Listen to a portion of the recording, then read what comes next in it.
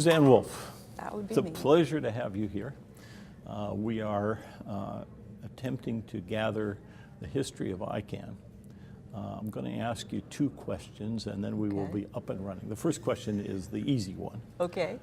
Talk about your how you got involved in ICANN, what the time frames were, what your roles were, and that will give us a baseline that we can work from. From then to now, that's going to be it's going to take a few minutes. Do it. So my involvement with ICANN predates ICANN. Mm-hmm.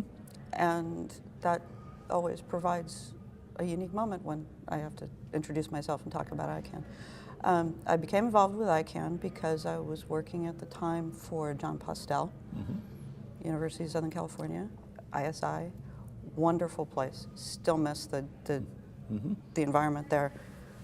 Still have friends I made there. But when ICANN had to come about, a new home for the IANA functions, there was a great deal of political and social and economic, people were talking about all kinds of things. I'm a techie. I was a system administrator and a network operator in the research group that Postel ran. I worked with the networking guys out of all the groups at ISI because they were doing the cool stuff. Mm-hmm. But I was technical and I looked after name servers and did a lot of the day-to-day work that supported IANA. And at a certain point, as the drama unfolded around us, I was in a conversation with him and some of the other folks that worked on IANA, and he turned to me and said, "You realize that when all the yelling is over, somebody is going to have to be in the middle of things, making sure that the systems actually run and people can do their work." Mm-hmm. And I thought that sounded like an interesting task of making the operational and technical side of ICANN actually happen. So I agreed to do that. I said, okay, as we're planning the office, as we're doing the mundane things that go into making sure the operation works, sign me up for that. So when ICANN started as a separate organization, they had office space that was sublet to them by USC, in the building that USC is still in, ISI is still in. And I was the one that did everything to make the bits flow, everything to make I had everything from getting the phone system installed to procuring and setting up the servers that the IANA staff needed to work on. Mm-hmm. And it was a couple of the IANA folks and me and Mike Roberts, who is the CEO, and in all seriousness, a couple of lawyers. And very small number of people, very small, very shoestring resources. The board was much larger than the staff. And there was a lot, Mike and the board were doing all of the big picture stuff to make ICANN viable and get through those initial difficult days. There were a couple of us back at the office making sure that IANA, which is what it was all supposed to be about, was actually able to function. Mm-hmm. As you've implied, you were at ISI, and as ICANN was formed and that function was moved from ISI to ICANN, you moved with it. I did, for only a couple of years it turned out, and ICANN didn't have a payroll capacity at that point that could, in fact I was loaned by USA. I've never been an ICANN employee. So that's an interesting detail, but let me ask, were there others who were in the same position who either moved or were loaned by ISI? Yeah, there were, I would have to go look at, I would have to make sure that I knew the names, but there were a couple of the IANA staff. Josh Elliott, I remember most clearly. I believe there was another staffer, and I am embarrassed I've forgotten the names, but there was really it was a very small number of people. Yeah. And in fact, we used to try to imagine what would happen when things were stable and we really knew what ICANN was going to be like. And right. Not that much bigger than it was then. It's hard to see. It was hard to see it growing to be a tenth of the size it is now. Yeah.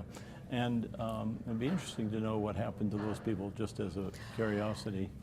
And how long were you in that role, and then what happened because you went off to do some other things? Well, the whole thing fell apart without me.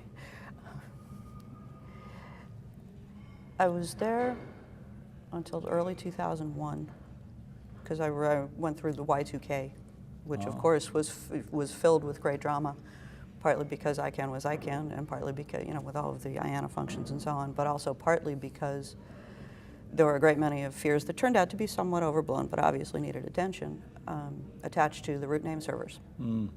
So there was a large ongoing project that had to do with making sure that the worldwide DNS, the root name servers, the functionality they depended on was reliable and stable through the Y2K drama.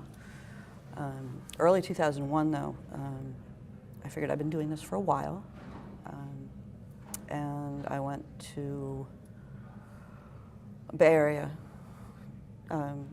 networking company, and after that to ISC, which is well known as the open source company that provides a lot of network infrastructure software. So I was working on DNS again. Yeah, bind in particular. Bind many generations ago then, but I was actually at ISC for quite some years, through many versions of bind, through many revolutions in how the network operates, what people expected of their software, what people expected of the structures around the software and the corporate, how the industry grew and changed and so on. And I haven't been with ISC for the last couple of years, but one of the things that happened while I was at ISC was ICANN reorganized. ISC is also a root name server operator and was part of a set of events. ICANN reorganized in, I believe it was 2003. You would remember better than I, because I was somewhat disconnected at that point. But there was a reorganization around ICANN of how the board was structured and how governance of the corporation was structured, and a great many changes around how the community was integrated with the organization. And one of the things that happened was the Root Server System Advisory Committee that I participated in was asked to send a liaison to the ICANN Board of Directors. Right. And I was asked to take that on, partly because when I was at ICANN, one of the things I did was get RSSAC started. I ran the first meeting of the root server operators that became RSSAC, because it was considered important for ICANN to make relationships with the root server operators. It wasn't clear to anybody exactly how that should work, but it mattered to ICANN, it mattered to the community, it mattered to the US government that there be something, and that was what RSSAC was. Interesting. So you got RSSAC started while you were at ICANN, and you went to ISC, which was a root operator, and became re-involved in some sense with ICANN. Got dragged back in. Now, if memory serves, I may be wrong, but weren't you also one of the charter members of SSAC? I was not a charter member of SSAC. I was drawn in after a particular incident involving the verisign.com wildcard. And I had been involved in ISC's response to analyzing what happened there, and a great many people were extremely angry about that incident. And one of the things that came out of it was some response by ISC as a software vendor and an operator of DNS infrastructure. And I believe that turned into some conversations, because that was something SSAC was looking closely at. That turned into an invitation to participate in those conversations. I see. And from there I was invited as a member. I see. So just very quickly, I of course was chair of SSAC from its beginning in early 2002. The event that you're referring to is extremely famous and is a pivotal point in our lives and everybody else's. September 15th, 2003, just to be specific. I wouldn't even have been able to tell you it was 2003. A moment that will live in my memory for quite some time. We had a pretty interesting day at ISC that day too. It was a Sunday afternoon, and it was. That's time. We don't have time to even begin to. We'll go to that some other day. But as you mentioned, there was a reorganization. There's another term of art that was being used, but anyway, the bylaws were changed. The advisory committees, SSAC for one, RSSAC for another, and so forth. Positions were created on the board for liaisons from those organizations, you became the liaison from RSSAC. Right. There was a lack of interest within SSAC, which I decided I should go fill for, Right. Not so much for ambition, but because it would help position SSAC more visibly inside the board. And so I double-hatted myself as both chair and liaison. Right. So we joined the board in parallel yeah. positions at the same time. That's right. Somewhere along the way in 2003, summertime or fall or whatever that was. You were there ahead of me, but not by very long, as I recall. So we've had a long march together. It's been pretty interesting. So that's the sort of rough history. That's question one. The outline. Yeah. Question two, and there's many pieces to this. Okay. What's most interesting is to get at the underlying story, the why and the how of things happen, not just the what, when, and where, and who. Right. Pick out, and if you have trouble picking out, I'll help you out, particular sequences or stories that put the pieces together and relate events over a period of time that help explain and inform where we are today, so that if you imagine somebody sitting in your seat today on the board or working for ICANN, trying to figure out why is it that these things are the way they are, either relationships or structures or whatever, that there's a story to tell that says, well, it came about in the following way. I'll ask you for a prompt, and then I'll decide if I'll use it or I'll use the first thing that came to mind. Well, you triggered one when you said something about there was an issue about the root servers and they needed to be organized, which reminded me that there was a singular event that took place a few years earlier, which you were probably part of, that led to the creation of ICANN, which was a small reorganization of the addresses for some of the root servers, for which Ira Magaziner said he woke up the president. I've heard that side of the story. I can't vouch for it. Nor can I. But there are a great many people involved in these policy and political arguments over this. But what was really going on was there was an operational function of deciding updates to the root zone of the DNS, what names were valid for domain names in the DNS, that had been treated up until then as a strictly operational matter, which Postel, in consultation with other stakeholders, we didn't call them that then, made these decisions in a very informal way, because the other people involved in operational responsibility for those matters trusted IANA. Mm-hmm. He worked closely with the IETF, which is the standards body, still is, worked closely with the root server operators and with other constituents. But it was all very informal. And as one aspect of how the political story was unfolding, as people were saying, this doesn't work, this isn't going to scale. There was an occasion where, as an experiment, there was an occasion where some of the root server operators were asked to change the source they used for the root zone data. This was very alarming to the political people, the policy people, because it uncovered a power structure they didn't know about and didn't know how to deal with. Right. Which was personal relationships based on, gee, things will break if we don't play well together. Right. So we'll play well together. But this wasn't computing. And in fairness, this had not exactly been explained to them very well. Uh-huh. So it's no mystery to me that there was a great deal of alarm. But what came out of that was, after the heart attacks were taken care of, the immediate reaction, what came out of it was an assertion by the United States government that really nobody should change the root zone of the DNS without their express permission. Mm. That was a big change, even though at that time the root zone did not change very often. Mm-hmm. It was not dynamic. We had a few TLDs. It seemed to be working that way. The country codes were being delegated. There were a few what's now called GTLDs. It wasn't a big operational drama to manage the root zone. But it was kind of important, and this hadn't been clearly achieved housed a lot in of visibility yet. Well, but it also hadn't been carefully housed in any kind of institutional arrangement. Right. So there was this immediate felt pressure to create a structure, which was, don't change that unless the United States government says so. And then to say, that's not going to work in the long term either. That's not going to scale to the enormous expansion of the internet and the interests that people have in the internet. So we got to figure out something else. And that's largely how the policy side of ICANN came about. Now, something that is so obvious to you and me but needs to be said is that a large number of the parties involved are these CCTLD operators who then became very dependent upon the IANA function.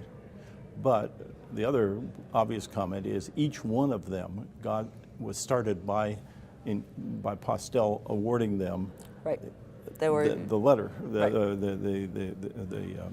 code.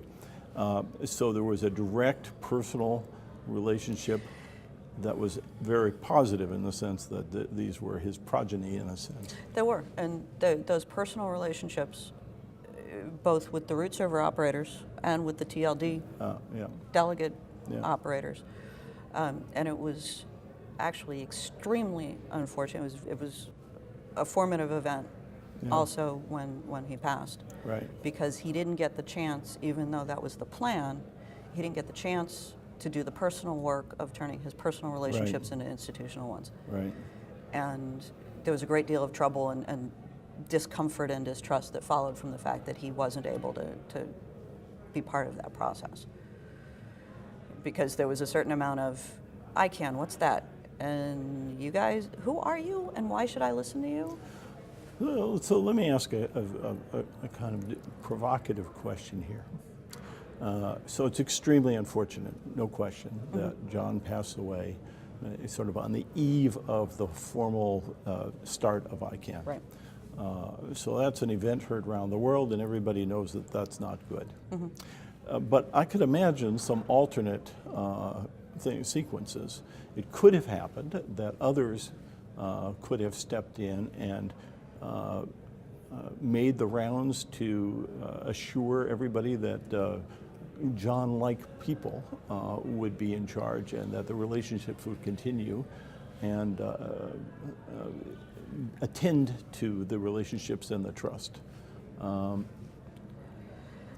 That is a little bit provocative because from what I saw, there was a certain amount of effort to do that. Some of it was actually effective. We did end up, for example, with an agreement between ICANN and the IETF and a different set of agreements between ICANN and the regional internet registries that said, yeah, we'll continue to work with you, which frankly, as far as I'm concerned, is a success of the work that was done of the kind you're describing, because there was a while where it was not at all clear. Who were the prime movers on the ICANN side of things for that? I actually had limited visibility on that. There were a few of the senior engineering folks that had been involved with Postel, principally through the IETF and IANA and RFC editor and so on. Fred Baker, John Clenson. I'm trying to remember who were the other contacts there, but there were several of those. I never focused on it, and I wasn't around at that particular time. So, but Vint was, I believe, instrumental in a great deal of those. But some of it was tried with some success, frankly. The whole thing didn't fly apart. And to me, that's a success. There was some of it that was tried, but the situation had arisen that there was a deliberate effort to select people to be closely involved with ICANN who did not come from the community, who were not familiar with John and his personal relationships, his institutional relationships, how the internet worked. So some people tried very earnestly to do what you described, and it didn't always go very well. And there was also, for political and policy reasons, I'm not the person to speak to authoritatively, a great deal of discomfort and distrust had been generated by the process of trying to decide among all these constituents how ICANN would be set up and who would run it. The white paper process, the green paper process. And so there was, by the time we had that work to do, there were not a lot of resources available to help do. So I was carefully not participating and don't have all that, but that's certainly an area that has to be delved into very deeply Right. as setting the context pro and con for how ICANN got kicked off and what baggage came with it. Well, and for me, I look at this thing, I was distant from those processes, Yeah, and my role then, and frankly now, has to do with saying, okay, it's important to support the policy processes and these Right. institutional processes and so on, but what really matters is to keep things connected enough that the internet works. mm-hmm.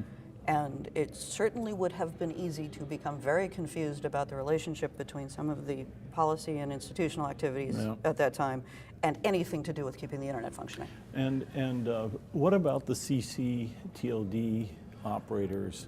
To what extent, I mean, I'm flashing back to what little I know about the contentious process of the green paper and the white paper and all the different groups involved, but I don't have the impression that there were a lot of CCTLD operators directly involved in that process. I may be wrong. No, from what I saw of it, there weren't very many that were involved on the policy side. Yeah. For most of them, at that time, the CCTLD operators were the people that Postel had picked in many, many countries at a time when the internet was a new thing, Right, was not to the attention of governments, Right. certainly was not part of their sovereign heritage, Right. that there was a TLD as part, yeah, This was not critical infrastructure yet.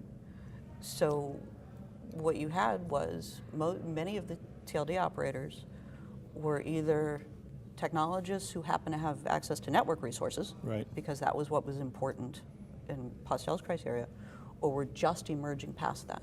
right, We're beginning to say this is critical infrastructure, this is commercially important, let's run it in a more institutional Right. way.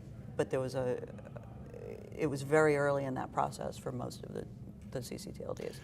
I'll just note that we have two that I can think of quickly of the original CCTLD operators closely associated with ICANN, Lido Ibarra, El Salvador, and Adiel Ekplogan, African, I'm going to get it wrong, which country, Togo, I think, or I think so. so there's deep history that's still part of what we do today, which is kind of amazing. Many of the people that were involved in building these infrastructures then have gone on to other things. Mm-hmm.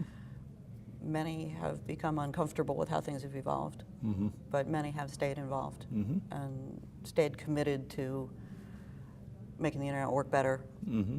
Now that we're talking about the next billion, when then Right. we were talking about the next million, Right. or the next 10 million. Right. I think we're actually very fortunate that there are so many people with the deep history. A lot of them are skeptical of ICANN, frankly. Mm-hmm. Not all of them are very comfortable with something like this meeting.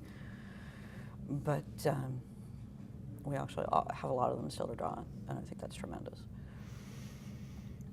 All right. Any so, more provocative questions? So that was a provocative question. I don't know whether we plumbed the full depth of it, but it got got some interesting things out. What came to mind first? Was it that, or was something else when you asked me to? Well, that's an easy one from the beginning sort of days. Yeah. But in many ways, with the IANA transition process of the last couple of years, it's been feeling like we've come full circle.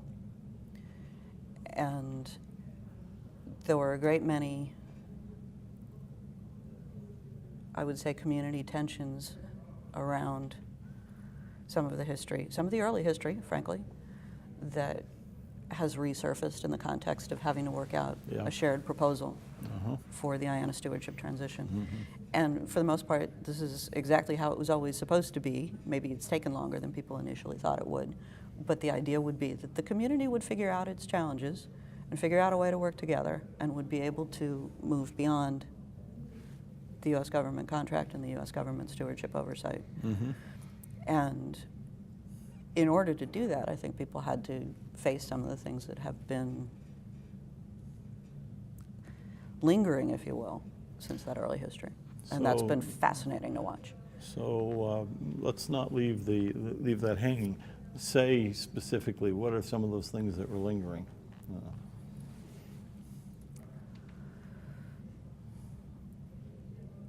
This is challenging to articulate because I've been living it so much for the last couple of years. And I know you have too, and once I get started, maybe you can help me articulate a little bit. There's always been a tension, and for some people it goes back to the way the internet works, to some people it goes back to the policy and political history, but regardless of where it came from, there's always been a certain tension about the idea that all of these constituencies work together and that the stakeholders, if you will, are part of an interdependent system, and the notion that someone's in charge. Mm-hmm. And as one formulation of the principle, the internet is founded technologically and to a great extent institutionally on the assumption that local decisions are made locally, Mm-hmm.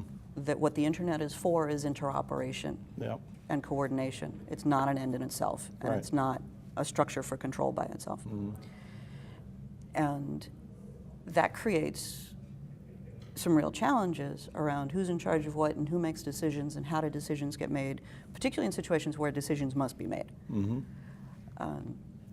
And I think at one level, the entire history of ICANN, particularly these last couple of years, have been about figuring out how much do we need somebody to make decisions and how much do we need to make sure we don't have anybody in charge. Mm-hmm. So there's been certainly with the community proposal, a great deal of the discussion about it that led to the proposal was based on working out under what circumstances, how are decisions made? Not even who makes decisions so much as how are they made? Mm-hmm. Who are the stakeholders who have to be in the room? Mm-hmm. What are the structures whereby these contentions have to be worked out? And it's been really interesting to watch. But I have to say I'm happier than I expected to be with the outcome of that entire process, as painful as it was, because I think some of those lingering discomforts about really, at one level, what is ICANN in charge of? Mm-hmm. And what are some of the other stakeholders actually in charge of? Mm-hmm. I think we actually worked out some of them in a way that I think will be good to go forward with. Today, in addition to all the things we've talked about, you're also heavily involved with the IETF and the IAB, Mm-hmm. and which means you're engaged in specific technical issues that relate directly back to issues that affect ICANN, Right. but from a technical development point of view. Say a word about that and where that's all leading and what the unsolved problems are that were required the action that's now underway. Well, what I do, I'm currently a member of the Internet Architecture Board, where part of what we do is some administrative management of the IETF's relationships with other groups. Sure. But what we're really supposed to be doing is taking the big picture view of how the internet architecture is evolving, not just in the IETF, but in other standards bodies and other ways of doing Right. technology in the industry and so on and so Right. forth.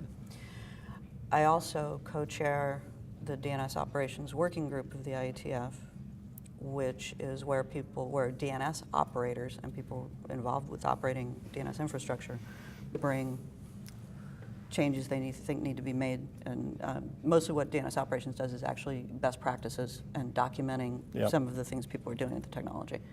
Some of them are not what was originally envisioned as how it would work, and that by itself is a challenge. Sure. Evolving how stuff works. What are the current documents or designs that are active in the DNSOP working group? Oh my. That sounds like you're looking for something in particular. Can I ask you for? Well, I'm just trying to drive down the path that I described before, which is based on whatever you say. To what extent, how would that relate to what came before, and why are those still open problems, and how does it relate to what's happening at ICANN? And I don't have the answers in my head, so I'm There's probably a couple of, okay, so there's a couple of things that we can talk about. For one thing, the way DNS is designed, there's this dependency on root name servers. It's a bootstrapping mechanism. It's Yes. an optimization. From a protocol perspective, It's not a very, with due respect to our good friend Dr. Makapetris, that's not necessarily the best way to bootstrap any technical system, is to have pre-configured Yep. contact points with how you Seemed make like a it good work. idea at the time. It did, and it was, but having the system work really, really well isn't necessarily a reason not to evolve past Yeah. that. So we have some ongoing efforts to come up with best practices and ways of replicating the root data in a way that depends less on a specific set of servers. Interesting. And this is all purely technical practice, and it's not about the data in the root zone. It's about replicating, not changing, but on a wider basis Yep. than necessarily Yep. from the root name servers. Yep. There are many efforts to refine how DNSSEC works in practice, because the ability to authenticate DNS data, because of all the things you can carry in DNS, the ability to authenticate a DNS answer is really important. It allows you to do all kinds of other things in a more trustworthy way, Indeed. but it's also very difficult to do operationally. So we're still refining. It's many years after the base specification was done and people have been trying to deploy. And as you know, I spent a good fraction of my life pushing all that, so I'm very empathetic.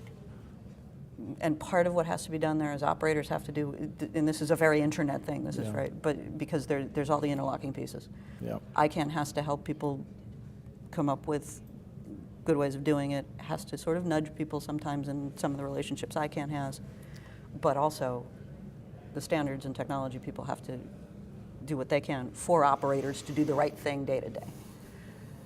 So it all interlocks. And I believe, I never get to see, there's always a DNSSEC day at ICANN meetings, and I never get to see. Hey, I initiated those and ran those, and I had to gradually back out and then finally give up, and so I'm very, very I never empathetic. get to do But those the, things. but the, I never get to do techie things at Yeah, ICANN meetings. I'm well, too busy it- doing policy things. The sadness is your time on the board as the RSSAC liaison, I gather, is coming to an end. Most likely, yes. It's been a role I've been in for a long time, and I've enjoyed it. I feel like I've done some good work there. But also, one of the things that's happened is that RSSAC has matured. The root server operators are stepping into more of a role in the community, and I'm actually pretty pleased with them that they've gotten to the point where they're willing to come up with a process and a plan for replacing them. And I hadn't quite realized your pivotal role or your seminal role in getting RSSAC started, so I can well imagine that you are indeed It's very, challenging. very pleased to see the maturity level. But you said most likely as opposed to certainly. So is there a glimmer of hope that the...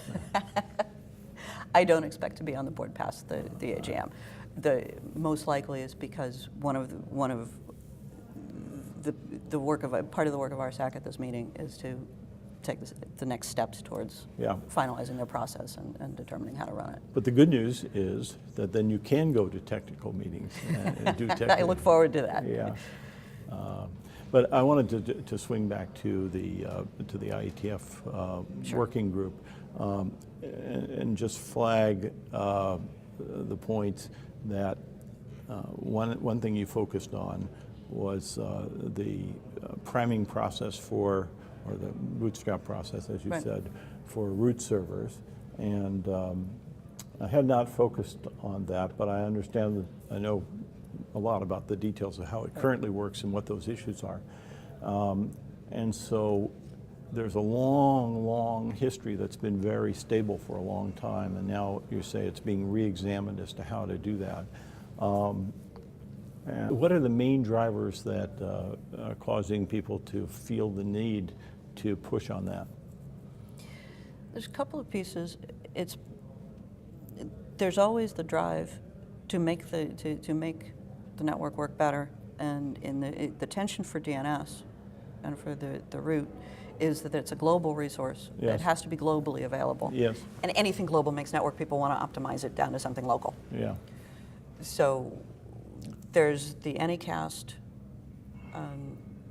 technique that root server operators and many DNS operators and operators of other network services Yeah. use to make sure that many servers can provide the same service under the same configuration. Right. But there's also the notion that for any network operator, if you want to make a local copy of the root, that is available to your users. There Yeah. should be a and there are failure modes of that. It's challenging. Yeah. So there was a need for best practices on how to do that effectively. And then the DNSSEC was the other thing you mentioned, and there I don't think we'd have any trouble documenting what the needs are, because we've been tracking that for years. And Well, it's certainly a significant challenge to get DNSSEC and to get a signed root zone, and to get all of the policy pieces and the operational pieces and the you just said a details. key word, and I see we've got a couple of minutes, but not long. The root was signed in 2010. As you and I both know, it was not a trivial, easy decision or process or anything. Say something remember those about the events leading up to the signing of the root zone from where you were sitting. There were two pieces. One was fast and one was slow. The slow part was an effort literally over several years to persuade the stakeholders that the technology was ready to deploy, Yes. that we weren't going to make DNS actually work less well for users, that there was benefit to it that would justify the expense, Yes. because there was significant expense involved in getting the security apparatus and processes in place. Yes. But the other thing that occurred, and there were lengthy discussions that were leading in that direction, and it was frankly a long process of just, because making a significant change to how the root zone is generated and distributed, Yep.